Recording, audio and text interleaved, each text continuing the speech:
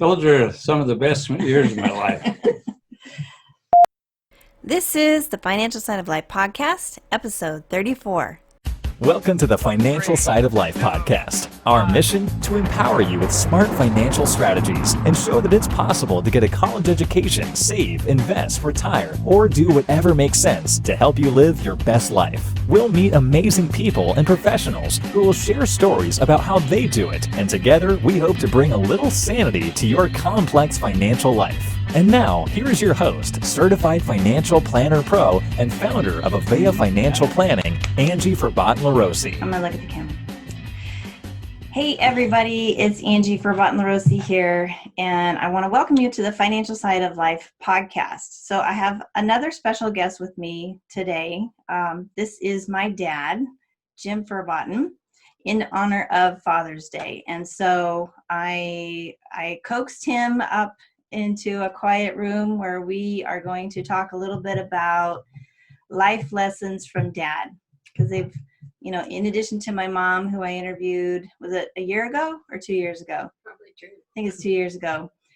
We just talked about their memories and things that they experienced growing up on a farm and in the 60s and raising kids and all that, and how they did it, and what are some of the things that they learned in their lifetime. So we're going to talk a little bit about that. So, Dad, welcome to my podcast. Thank you. Nice to be here. So he has listened to a few of my podcasts, right? Correct. A few? How are they? No, they're really interesting. Oh, good. Yeah. I'm glad. All right. So I wanted to start just a little bit. Would you tell us just a little bit about your background? Well, let's see. I was born in 1937 in a town called Macomb City, Montana. Okay. And it was a town where the workers lived that worked on Fort Peck Dam on the Missouri River. Okay. And where were you born? And it was, housing was a premium. There was like 6,000 or 8,000 people working on this dam. It was the only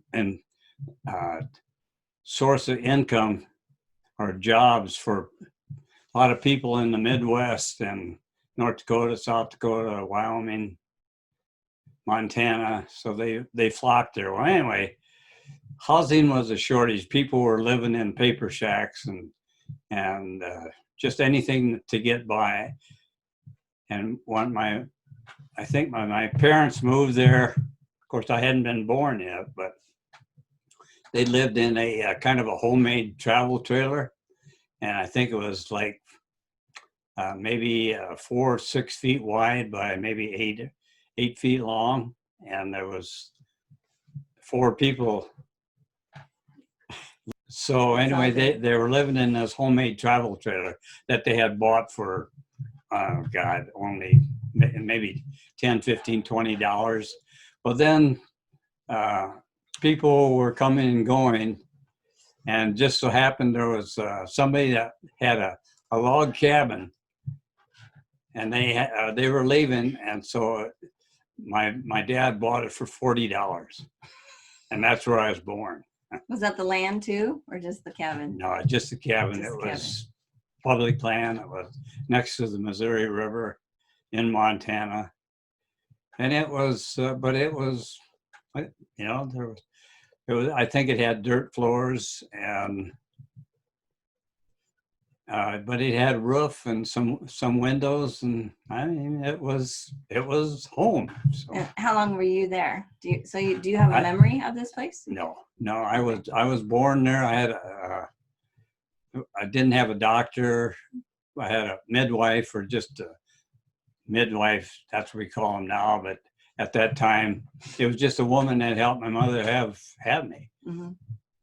And, well, okay, so that was where we lived for, I think we left there and we worked there. My dad worked there from like 36 till maybe 1940, 41, when the war started, when things really picked up.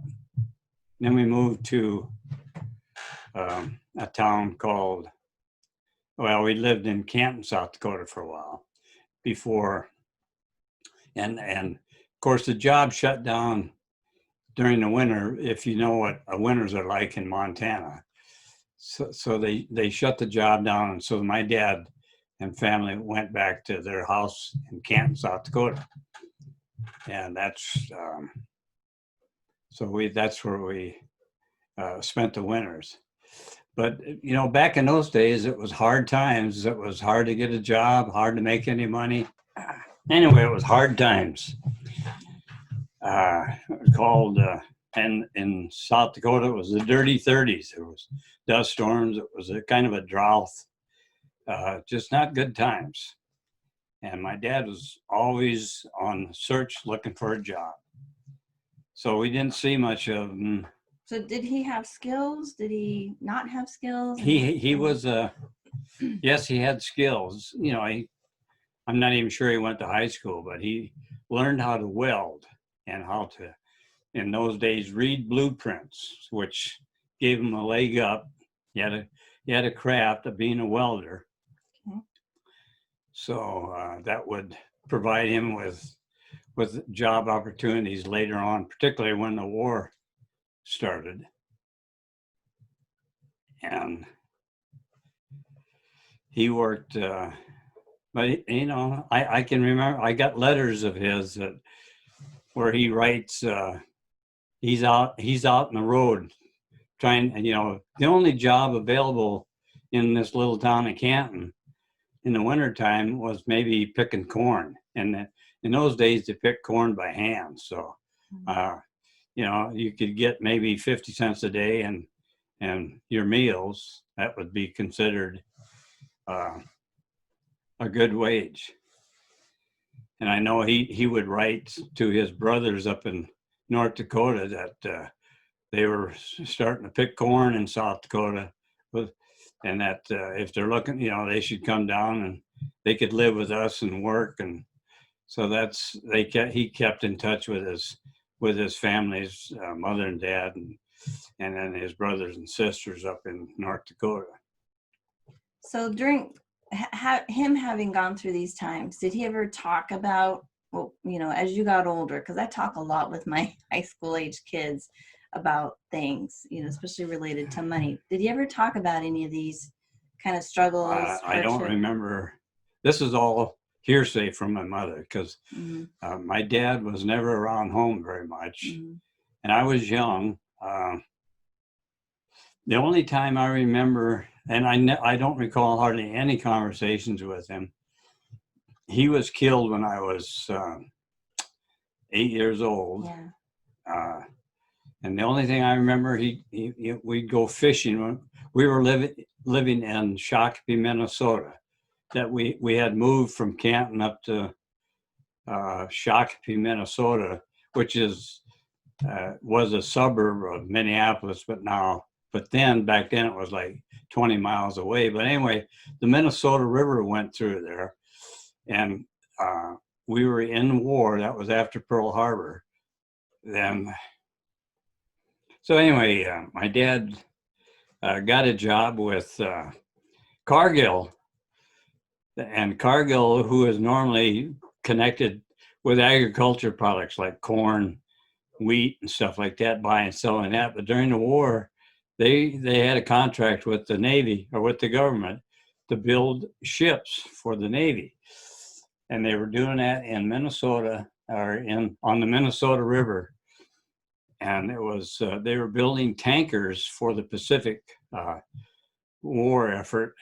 And they were tankers, oil tankers, that they would finish. And I watched several of the, what do they call it when they Hi everyone, it's Angie. I wanted to take a quick moment to let you know a couple of things.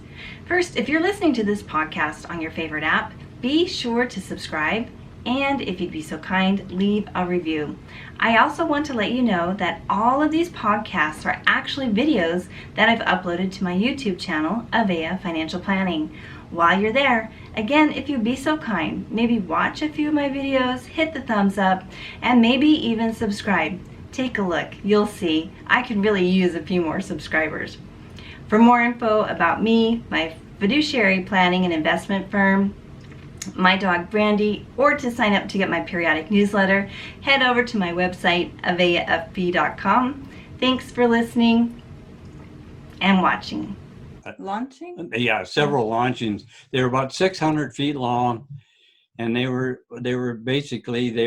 carriers of oil and fuel for airplanes and ships, and then when they were finished, they'd be launched in the Minnesota River, which was a short distance from the Mississippi River, and then they'd float it down the Mississippi River all the way to New Orleans, and then they would go across or through the isthmus to the Panama Canal and into the Pacific Ocean, and then that's where they would be used to transport oil from the West Coast to wherever they needed it in the war effort in the Pacific.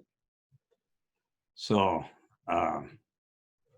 so we did that until 1945. In the spring, I think it was May, he was killed in an automobile accident. So that totally changed our lives. And we went back to Canton after that. And my mother, back in those days, there was no welfare and stuff like that. You just had to make do. Luckily, they had bought the house, so we had a place to live in Canton. Mm-hmm. And so we went back there. And my mother got jobs, and Canton was only 2,700 people. Oh. And it was an agriculture community. So she got jobs, working in a creamery, working in candling eggs, doing something, wasn't that many. Oh, and then she also worked in a restaurant, Lena's Cafe. The one we walked by? Yeah.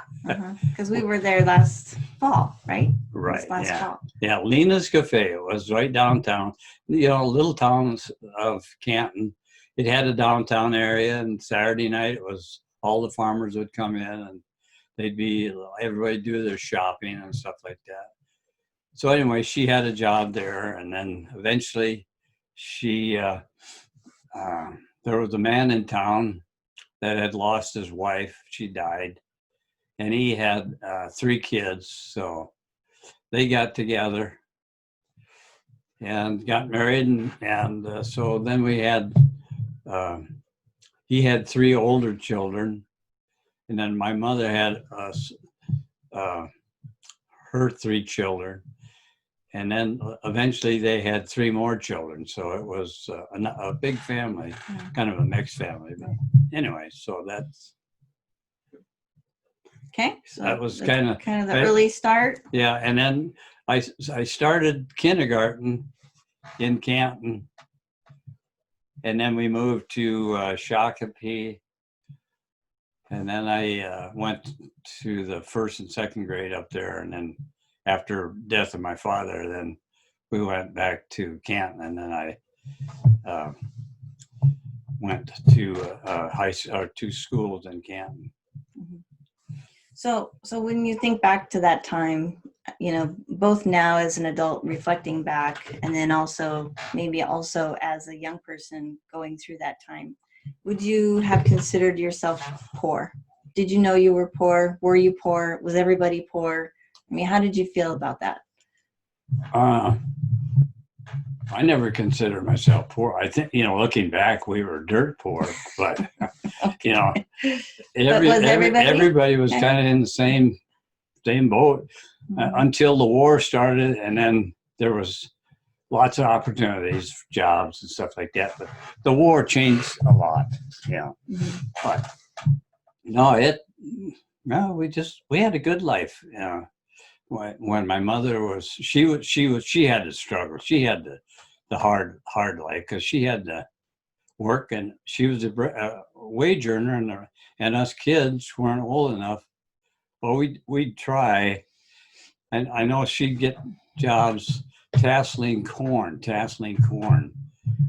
which was they're raising seed corn and then they'd have to pull the tassels. And I can remember her and the three kids we'd be out in a field of corn, and we had the tassels that's part of the pollination of the corn. We'd have to pull those tassels, and she got peanuts for doing that, but it was a job. It would. Holy cow! Not something we would do today. Very likely. No. Let's jump ahead a little bit. I know you have a lot of fun, crazy stories of your, teen years and things like that. We won't necessarily go into some of those right now, but let's jump ahead. You actually went to college, right? Yeah, right. And so tell us a little bit about that. How did that come about? How did you do that? Did you ever see yourself in college? Tell us about that. Funny thing,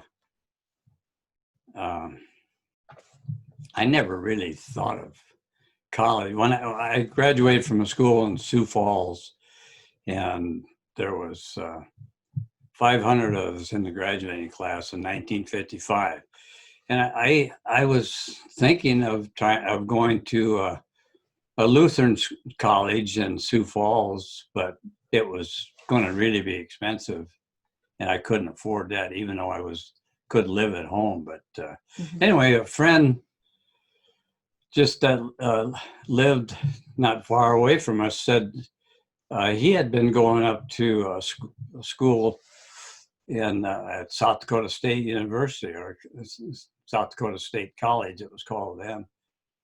And he said, well, why don't you come right along? I'm going up this weekend, and I'll show you around.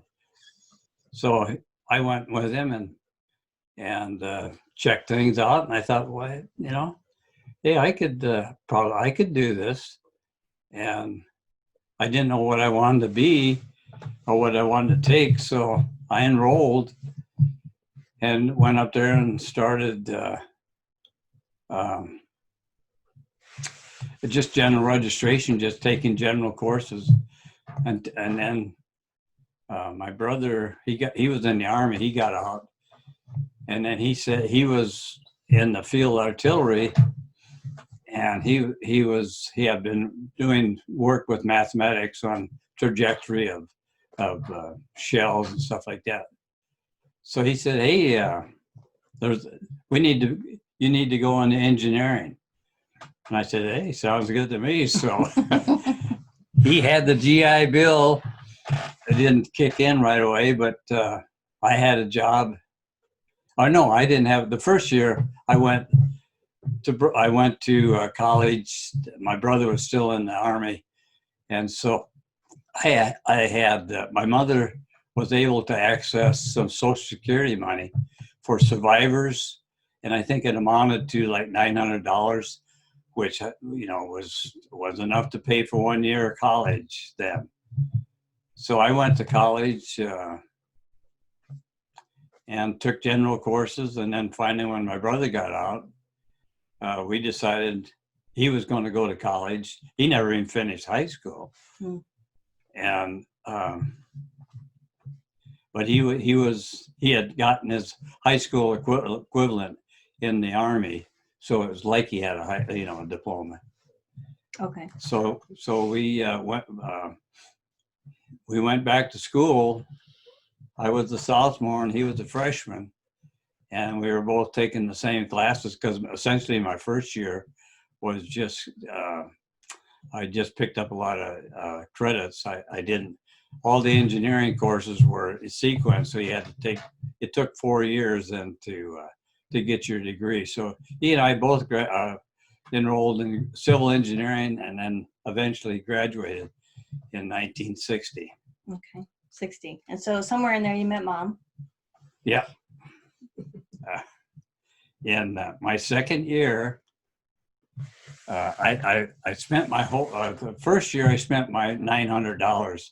That I didn't have any more money left, so I had a job in Sioux Falls during the summer, and I saved $125, and so I figured, hey, I'll go back and that would be enough to get me started for a quarter. You know, that would get me registered. It would get me my books. Registration at that time, I think for a quarter, for a full load, usually 16, 18, 19 credit hours I took, was, I think it was $27, $28 for me to register. In state? In In state. state. You were 24, I was 36. No, okay, well, it cost $24 to register for a full load. And my wife, when she was from Minnesota, so she had to pay out of state tuition, and it was 36. $36. So anyway, So in state was 24. 24 and out of state was 36. Right. Okay. 1.5 For, times. for a quarter? For a quarter. For yeah. a quarter. Okay. All right. So I had $125. So that got me registered and books. And then I wasn't staying in the dorm, so I shared a room with a guy in a family. That cost me $10 a month room. So then I had to have a job. So I found a job, got a job in this cafe, campus cafe is what it's called. Doing, washing dishes, peeling potatoes, cleaning up, whatever. And that's when I met my wife, Joyce. And so the cafe was owned by, The cafe was owned and run by her sister and her husband. right. Okay. So, And then did And you, I was working there too. and okay, she was so mom working. worked Yeah. there too. Okay. All right. So anyway, we And so that was what year? that would have been 56, 56. Yeah. Okay. And you got 19 married in what year? 58. 58. Okay. So All right. so we had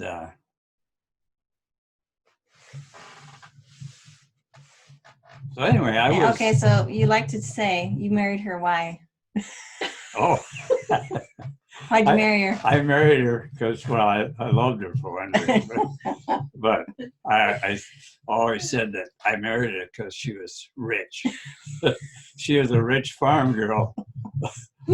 She had $1,000 in the bank, and that would have been enough to go to a year of school. So anyway, but she helped me, once she figured.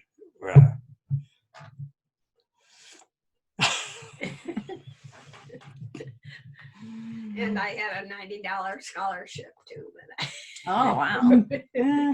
I was supposed to be a teacher.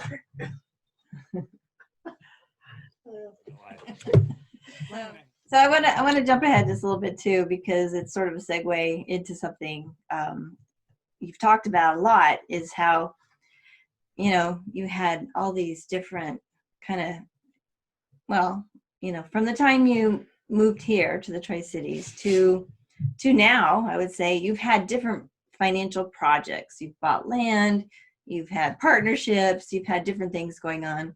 And I've heard you describe Mom as kind of the wizard to kind of Right. move money and make it all happen and pay things Bills, on yeah, time. right. And so tell me a And- little bit more about that.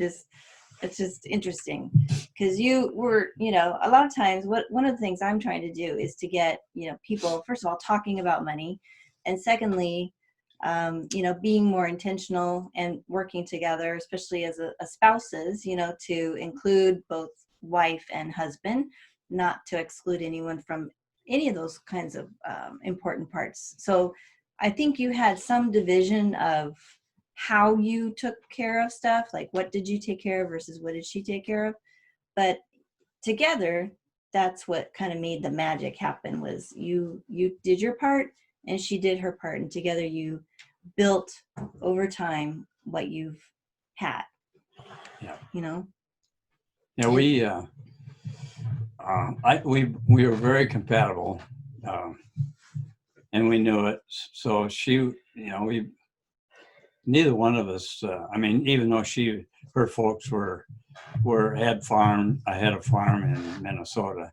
She still was frugal and she was not a spendthrift, and she, had jobs while she's going to school, and so it worked out well. But anyway, and after we got married and started having a paycheck after I finished school, we were doing pretty good in those. We had good salary. Good. I mean, there was when the year I graduated was 1960, and that was the big space. There was a big demand for engineers, and boy, there was all kinds of opportunities. You could work any place you wanted to. Lots of companies came and interviewed at college. I took some field trips back to some companies, and I finally ended up as an engineer building as a civil engineer working for the U.S. Army Corps of Engineers. And but anyway, so Joyce and I, she was a saver, and so was I. And that's one thing, I never had any financial. My folks, parents, stepdad, never had much by way of. Well, never had any extra money to speak of, and so I never really had anybody talk to me or told me about what to do. Well, I knew that if you were going to want to buy something, you had to have some money. You had to save your money, and so that's kind of our philosophy. Anyway, so we got involved with some ventures. I bought some property, and at one time, I mean, the Tri-Cities was booming. There was lots of construction going on, and there was some nuclear reactors being built. So there's lots of opportunities. So anyway, I bought some property with some other people, and that's where Joyce, she kept the I made the money, and of course she was home raising our family, our children, Angie included, and so she was really good at making sure we paid our bills on time. When we bought a house, when we make our rent payments, and so anyway, she was good at it. She did good. She still to this day does the same thing. I wouldn't have a clue as to what to pay or when things need to be paid. She's really spoiled me in that respect. Anyway, so that's one thing that was I think deficient in my life was nobody ever talked to me about making investments or how to make money off your money. Yeah. And it was I learned through trial and error, and there was a lot of error. Right. I mean, I made investments that were terrible, but all in all, I made more good ones. So, and I would say just the sheer fact that you saved, you were frugal. Right. I describe our family as pretty frugal, and you just, even if you had extra cash, you just socked cash away. Whether or not you actually invested it or grew it or did anything with it, you had that habit of living beneath what you earned, and also trying to increase your earnings as well, because you continue to do good work and work in that career for a long, long time. So, and then you ultimately went on and got your master's degree, so I'm sure that somehow helped you with your pay, so increasing your income was another aspect of kind of that whole longevity of wealth building. One thing I was going to say, one thing that kind of got us on a different track was when we first moved to Pasco, we rented a little house, 3-bedroom house, for how much was it? $85 a month? Yeah, $85 a month. And so we were able to save money from what I was making versus what our expenses were. So we were able to save money. So then we started buying coins, silver coins, and but then I don't know, somehow or another, a stockbroker from Spokane I must have met him or he met us, but he worked for a company and he would come down to the Tri-Cities once a month. So anyway, he talked to us and we had extra cash that we didn't really know what to do with. So he got us in buying stocks, and we went with him for quite a few years. But anyway, he was the guy that introduced me to stock market, to how to buy and sell stock. I'm not even sure. I'm trying to think of the name of the company, but anyway, that's probably gone by now. Yeah, it's gone. And that's the other thing. Nobody in my family ever bought a stock, so there was no experience for me to gain, or not to gain from talking to my stepdad or my mother or anybody else, because that experience is just something that we didn't do. Right. So how would you say both your education and that kind of an experience where you got introduced to not only saving, but saving to invest and then actually investing it in something? So how would you say that your experiences of both, college, going into college when really that wasn't something that people around you did or expected you to do, I suppose, and then going on into this career with the federal government, right? And saving and finally ultimately investing. How did those things kind of come together for you, even though you didn't have that kind of an upbringing? How did you create that? How did you make that happen? Or why? What made you even think about those things? Well, my first land purchase, the reason I bought 20 acres of property in Badger Canyon, because I was carpooling with the guy that did a lot of that. And he said, "Hey, Jim, I've got this piece of ground. We're breaking it up. And you might be interested in buying 20 acres of it." So he said, you can double your money or make some good money on it later on. And I trusted him, and he had been doing it. He had a lot of experience doing that. So anyway, that got me started buying property. And then, found other opportunities. But one thing I got to tell you about is, you got a little bit of danger, a little bit of what happened to me is I thought I was really getting smart on it, making investments. Oh. And a little bit of knowledge can really make you think you're really a sharpie. But anyway, when I finally got over that, I made you need some cool heads to. Okay, so what are you talking about? Oh, just some of the investments I made, probably, like I say, some of them didn't make money, some of them I lost money. So that's investing, I guess. Yeah. I was going to make another comment, but go ahead. Well, I just, as far as investing, now my family, Angie particularly, she's got her son, her oldest son. He's already investing in stocks and, pretty savvy. And, something like that, it's good experience to start young.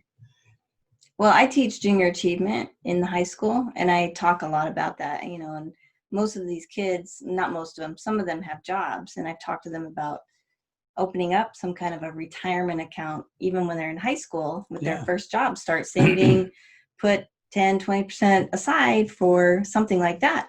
And it's almost like, a blank stare at times. And so I know that those conversations aren't happening at home. And I wanted to ask, kind of as a wrap-up question, Dad, when you think about your kids and your grandkids, do you see your money values getting passed on? And that's kind of what you were talking about there too. Do you see your values being passed on. I do, I think. And how do you think that has come about?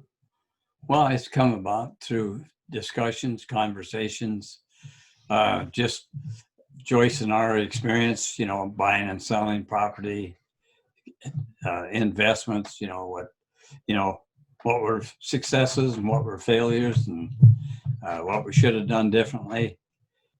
The thing that you really need to do is to instill in your children to save money, not to spend everything. And I mean, to this day and age, it seems like the ease of credit with credit cards and stuff like that, you can go in debt so fast, or even, a college education, if you borrow the money. Yeah, you're saddled with that for the rest of your life. In other words, be frugal, live beneath your means. In other words, don't spend everything that you make, and plus, which unfortunately I think a lot of people do. Anyway, just watch your money, and don't be a spendthrift. Spend everything. And have a good advisor. That's what you need. Thanks for the plug. Seriously, yeah, no, seriously.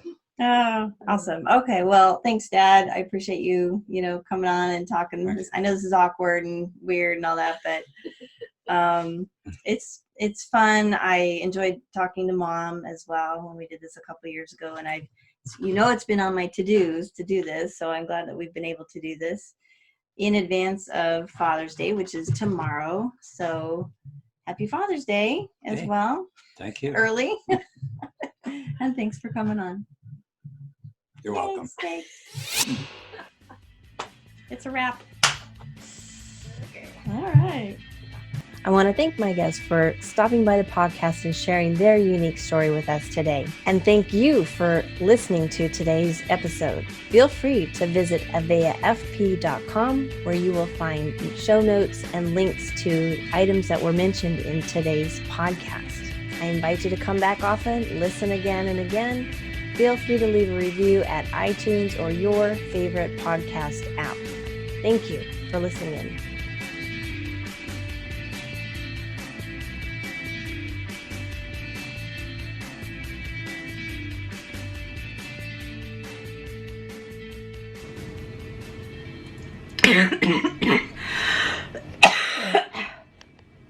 Oh my gosh. I almost made it. Button.